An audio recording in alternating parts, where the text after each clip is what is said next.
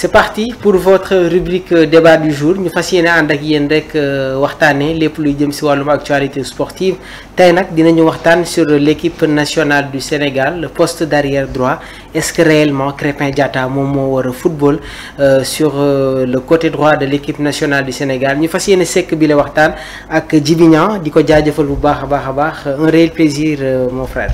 Oui, un plaisir partagé aussi Mamour puisque donc en tout cas suñu mbégteeg kontaan toujours lay doon ñu toog di partager en tout cas suñu connaissance ak nos internautes.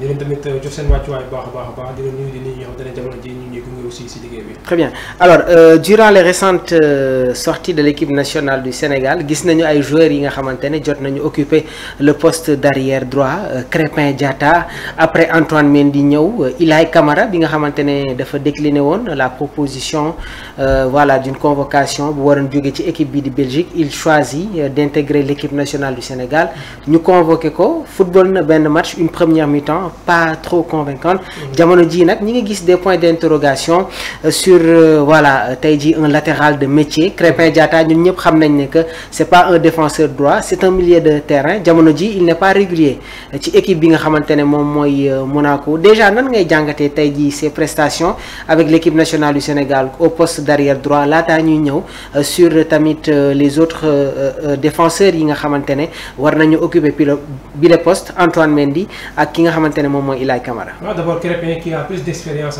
que ces deux derniers défenseurs yi nga xam noonu muy Antoine Mendy ak Ilaï Camara.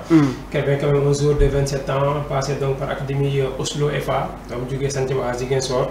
C'était en 2016 laata muy jaar au Norvège Salzbourg après dem ay Bruges. Bruges de Monaco. Il a fait 4 saisons et demie. Ouais. Puisque c'était donc en janvier 2021 la signé woon donc Monaco. Son premier match c'était donc contre l'Olympique de Marseille. Donc match remporté par les Monégasques. Depuis lors donc ses débuts il avait fait un match la première demi-saison 16. Ouais. Après di avancé. À un moment donné pour moi sa meilleure saison c'était la saison 2022-2023. 2022-2023 avec Monaco parce que foofu amoon na 42 matchs. Très bien marqué 5 buts. Donc après 2022-2023 jusqu'à présent rek après day continuer di chuter. am na ay blessures entre temps tamit. La dernière c'était 26 matchs. L'autre saison 26 matchs. La dernière saison 24 matchs. D'accord moom bi ñu mujjee génne 24-25. Très bien donc bon à un moment donné nekkoon di yëg. mais 2 dernières années yi. dafa wàcc chuté waat carrément ci sommet bu mu nekkoon. Très bien parce que 2022-2023 moo nekkoon sa meilleure saison. donc à lui de mais bon entre temps qu'est-ce qui explique en tout cas li nga xam te moom la chuté noonu. c'est des interrogations ba xam concurrence bi la. blessure la. manque de confiance la. yàlla carrément bu fekkee bon c'est aspect purement technique donc mieux vaut quitter Monaco pour aller chercher un autre défi mais fekkee ne bon lié na ak loo xam ne wàllum blessure la mu jàpp ne mën na ñëwaat carrément peut-être. mën na fa nekkaat xeex place am mais bon pour le moment en tout cas pour les 2 dernières années moom bu ñu si référé woo carrément.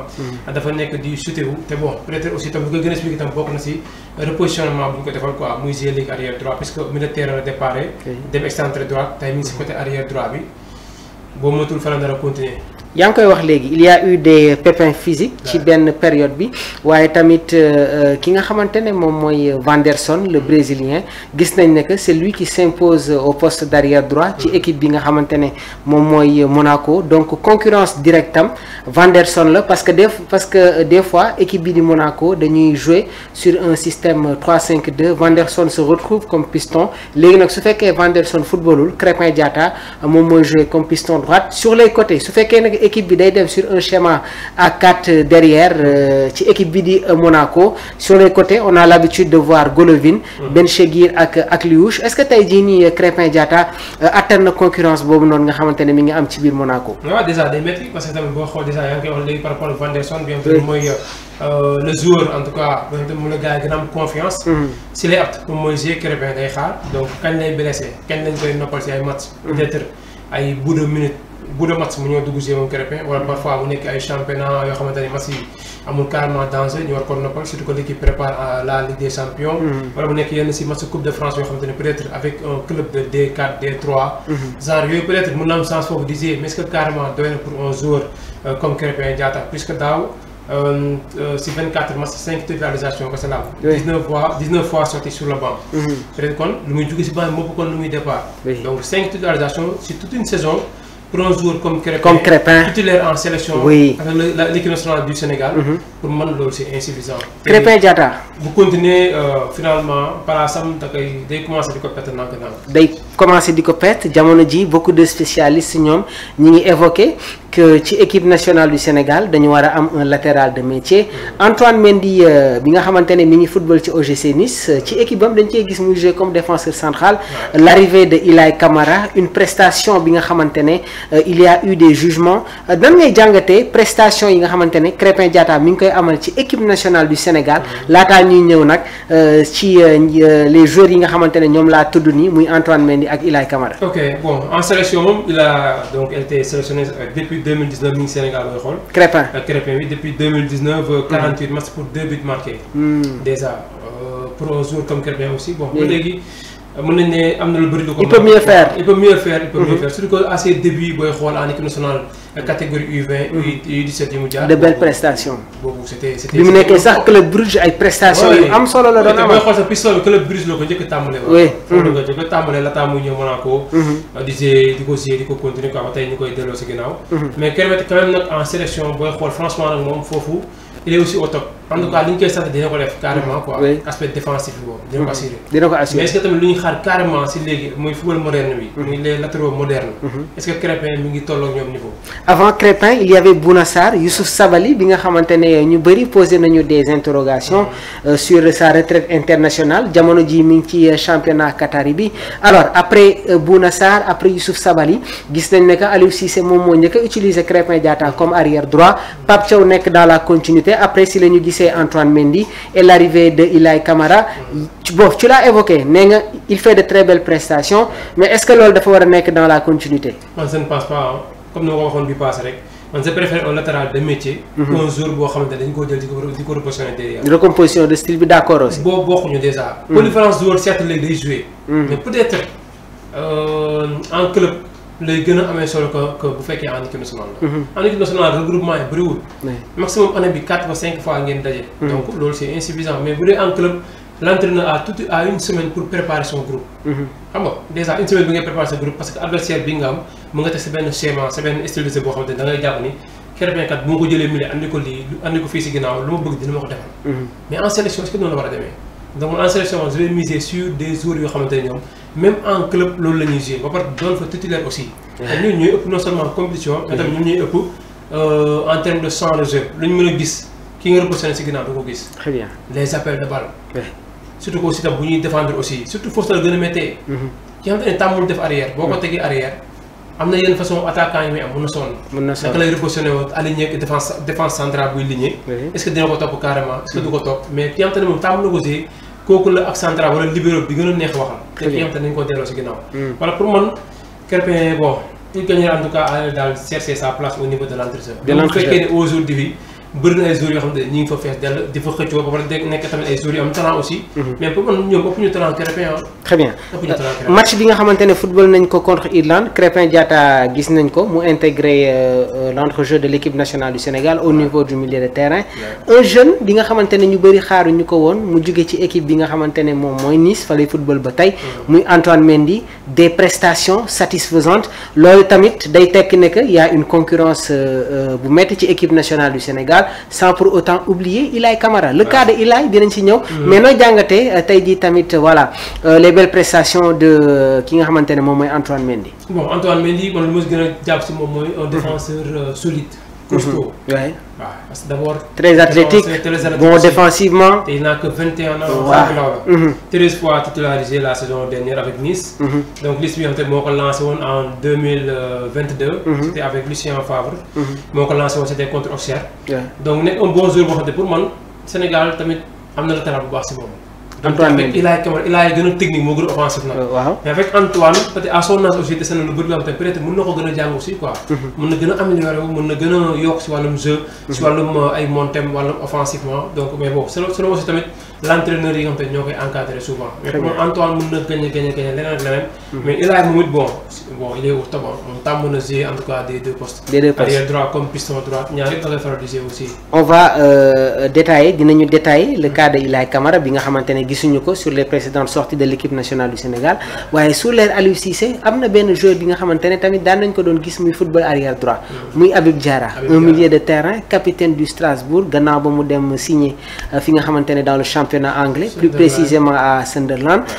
Habib Diarra gis nañ ko ci yenn match Aliou utiliser ko comme arrière droit ñu bëri comprendre ñu woon ses choix tactiques mais ñun ñëpp xam nañ ne que Habib c'est un bon milieu de terrain. bon comme ba muy jël Krépin di ko def arrière rek ñu bëri comprendre woon loolu. waaw mais bon ba muy jël Habib peut-être bu ko woon teg banc wala peut-être bon am na lu mu préparé woon miser ko ci moom. mais Habib ñëpp xam nañ du arrière. parce que ba mu passé ñëpp ko critiqué. parce que amul woon carrément rendement bu ñu. les choix de Aliou qu'on comprenait pas. les choix de Aliou parce que souvent lu ko gënoon a sonal tamit loolu si la bokkoon des fois yenn choix yi muy def bu fekkee réussirul rek. Après tu t'exposes quoi aux critiques. Souvent loolu la ko doon gën a sonal avec la sélection. parce que ñu doon miser parfois ñu ñoo xam ne dañ doon réussir ku mel ni Krépin en tout cas lu ko doon sant. daal na ko def défensivement. peut-être loolu la ko santoon quoi. am na entraîneur yoo xam ne parfois dañ naan la soxla ma nga dépasser la ligne médiane. li ma la sant mooy nga gérer ma kii nga tëjal ma kii wala nga rester fii. xam nga mais offensivement dañ la koy tere peut-être mais peut-être avec Krépin loolu tam mën na am par rapport ak Aliou Cissé. mais ku mel ni joueur bi nga xam ne moo nga wax léegi muy Habib Diarra. Habib Diarra ñu xam nañu du arrière. fu mu gën a amee rendement mooy boo ko tegee juste après. il a un apport offensif. il a un apport offensif. daaw gis nañu ko ak Strasbourg. bon sur les box to box tamit. c'est ça aussi. si marquage mais tamit si wàllum projection bi. en plus aussi tam il s'est marqué début loolu la ñu wan si match yu ñu joué woon contre Irlande je pense. waaye match bu muy def double bi. déjà. donc ça montre que c'est un joueur boo xamante ni capable de marquer aussi. contre Irlande on a fait match nul. 1-2 partout voilà mais y a un match boo xamante ni dafa doublé. exactement c'était donc en. content pour les éliminatoires voilà de la CAN. donc et Habib a été de nombreuses fois buteur. avec l'équipe nationale du Sénégal même match bi nga xamante ne joué nañ ko fii. Stade Abdoulaye Wade il faisait partie des buteurs avec Pape Matar Sarr donc moom itamit mi ngi nekk dans la continuité. non parce que booy xool boo jublu c'était contre Soudan. lors de la 5e journée éliminatoire. un doublé pour Habib Diarra. parce que c'est le kii nekkoon titulaire Antoine Mendy. oui c'est le titularisé mu 90 minutes moo nekkoon d'ailleurs son premier match avec le Sénégal. voilà moo nekk justement avec contre Soudan quoi. oui donc mu nekk jour boo xamante ni day marqué ay but day présence ci terrain bëri na parce que dafa am volume de jeu aussi. donc bon ay joueurs yoo xam ne ay joueurs avenir lañ quoi ay joueurs avenir lañ te bon avec dans le temps aussi c'est parce que dinañ apporter lu bëri ci sélection parce que bëri na ay xaar yoo xamante ni. déjà ci secteur boo dem ñoom ñoo fa nekk. alors on va parler tamit d'un joueur ki nga xamante ne moom mooy Ilaay Camara de très bon début. la defoon ak clubam looloo waral sax après commencé woon nañu tudd turam une convocation réalisée sous l'ère Pape Thiaw waaye Ilaay Camara gisuñu ko tamit sur les récentes sorties de l'équipe nationale du Sénégal. lan moo koy justifier yaa ngi koy wax football toll na fenn foo xamante ne il faut avoir des bons profils.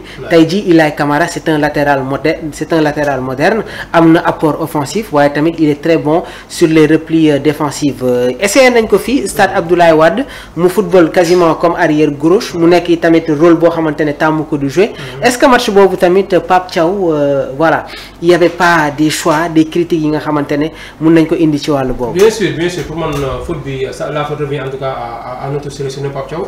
parce que pour man comprendre moom ba tamit fooy remercier ma ko xool déjà gis ko côté gauche ma ne bon. lii yaakaar moom. Habib Diarra a été double buteur ak Burundi. c'était Burundi ah. 2-0 voilà. d'accord kon contre Burundi merci beaucoup. voilà. côté gauche bu ñu doon jouer lu ko gën a sacrifié aussi tamit la bokkoon quoi. parce que match boobu moo gënoon am note bu gën a ndaw si 11 de départ bu groupe bu Sénégal bi. parce que il a été noté donc à 3,8. 3,8 moo nekkoon note bu gën a ndaw si groupe bi. note bu gën a ndaw sorti également à la 55e minute de jeu remplacé par Antoine Mendy. Ilaay bi 55 parce que dañoo entamé deuxième période bi jeu 5 minutes Pape Thiaw génne ko. donc ba muy génn déjà amoon na frustration parce que kontaanul. peut-être doo am frustration parce que possible. pression la doon footballé wala lan. bon peut-être bëggoon na def match bu baax. amoon na envie bi parce que da ngay gis nu muy footballé day xam ne am na envie. te talent bu ne si moom bëgg na ko génne. parce que xam ne am na talent te waana na aussi. mais tamit bon. contre Togo bi fekkoon tamit ñoom équipe boo xamante ni défensivement l'équipe était bien placée. moo taxoon au début bon xawoon na difficile tout Sénégal muy pousse. ba à un moment donné Pape Matar Sarr marqué après bon les Togolais ont marqué contre. exactement un but contre leur camp. très bien mu nekk un second but pour le Sénégal. déjà match boobu noonu baaxul woon depuis après match boobu noonu ñaari match lañ fi jiwaat. muy contre Irlande beeg Angleterre waaw naan ñaar ma see 5e journée 6e journée. non convoqué waaw non convoqué quoi. lan moo koy justifié. par Pape Thiaw peut-être mën na nekk communication boo xam ne am na ak moom pour jëm ko expliquer. parce que ku ñu bëri critiqué nañu Pape Thiaw sur la non convocation de Ilaye Camara. waaw parce que ñu bëri sax même parce que ba mu jeexee sax critique yi doon tey au lieu ñu accentuer ko carrément si Ilaye sax mais ñenn ñi sax dañu ko accentuer sur le sélectionneur. Pape Thiaw Ilaye n'est pas un arrière gauche. du arrière gauche arrière droit wala nga zéro ko piston droit. mais tey boo fa tegee certes mën na la dépanner. mais boobu amoon nañ ay arrière amoon nañ ay gauche ci banc bi. pourquoi pas miser wu si ñoom. Ilaye s'il le faut Moussa Ndiaye tamit mi nga xamante ne mi ngi ci bile sélection musul am chance am tamit. c'est ça aussi Moussa Dante bon avec Aliou daan na ko woo. mooy coupe du monde la fi mujjee woon ñëw. Sadio Mané blessé. même sur les récents matchs yi nii convoqué woon nañ ko. bon toog na yàgg ñëwul ba récent match yi la ñëwaat. si lañ ko convoqué waat toog na écart bu yàgg nit ñi fàtte ko. ñëwul waaw ba ni ko Pape Thiaw waatee si match bi passé. donc déjà amoon na temps bu yàgg boo xamante ni toog na ko parce que mondial bi c'était en 2022. waay 2022 ba 2025. boobu ba tey doog a ñëw. donc ça montre que amoon na benn temps boo xamante toog na ko di waxaat te pourtant. jeune bu am talent la départ am fii gisoon nañ ko avec Aspaye. waaw jóge Aspaye dem ay def FC Barcelone. jaar si équipe bu ndaw bi ba nu muy yéegee am benn blessure boo xamante ni moment bu mu waree na yéeg en équipe première. si la amoon ay blessures loolu tamit lu freiné élan bi si la bokk. après donc Barcelone misé tuñ si moom parce que boo amul woon temps bu ñu dugg carrément. c'est ça si lañ ko mujjee bàyyi mu dem Anderlecht. Anderlecht d'ailleurs bi nga xamante ni Ilaye Camara fa la signé récemment. Donc il va jouer cette saison avec Anderlecht bi nga xamante ni il a passé là-bas entre 2019 et 2020-21. exactement donc jot na fa jaar en catégorie junior. def na fa passage waaw donc nit ñi ne léegi donc c'est un retour quoi pour Ilaye. On a vu quand même sax benn texte. dans son club standard def na ko. donc di ko rendre hommage si saison bu mu def avec cette formation belge. très bien alors tey jii il y a des options pour Pape Thiaw yaa ngi koy wax Krépin Diatta dépanne Krépin Diatta fait de belles prestations ça doit être dans la continuité wala tey jii war nañu am des latérales de métier. man moom je mise sur des latéraux de métier. des latéraux waaw vraiment moom des latéraux de métier laa gën a gën. waaw vraiment. dépanner mën na nekk parfois. mais si match am na fi muy toll nga dépanner. mais bëgg a miser si jour convoqué ko mu dugg sa liste ñu gis turam si liste défenseurs yi. donc wala na ko convoqué en tant que défenseur. alors moment bi ñu koy convoqué y a d'autres joueurs sénégalais yoo xamante ni plus apte xam nga à venir faire leur convocation. puis à venir en sélection. et le Sénégal a toujours eu des défenseurs droit type. sànq yaa ngi tudd ay Bouna Sarr. ak Lamine Gassama. Samali si cap sénégalais ñu ngi jooy retraite am. d'accord duñ ko benn yoon. parce que bon. souvent tamit saa bu ñëwee Sénégal day amay blessure. saa bu ñu ko convoqué mu blessé. donc à un moment donné dafa na tamit léegi foog mu stand-by carrière am. stand-by léegi dépassé na ko. concentré wu ci club c'est ça concentré wu ci club. ndax saa pour man bu woon blessure yi. dépassé na niveau bi mu nekk nii. loolu yaa ngi koy dégg si ay entre Barça Real wala ay Bayern Munich. wala ay Dortmund wala en Angleterre pourquoi pas ay club yu si mel ay genre club bi top 4 bi. yaa nga fay dégg mais tey blessure yi tey ñoo ko gën a freiné ba nga xamante ni carrière am dafa wàññeeku baax a baax. très bien. le choix bi nga xamante ne moom la Pape Bouna Thiaw war a def sur ce poste d'arrière droit Krépin Diatta ndax day nekk dans la continuité ndax tey jii Ilaye Camara dafa war a def son retour dans la tanière Antoine Mendy moom itamit nan ngeen di juger ses prestations des questions qui se posent on attend vos réactions mu nekkoon ni tamit votre rubrique débat du jour jërë ngeen jëf.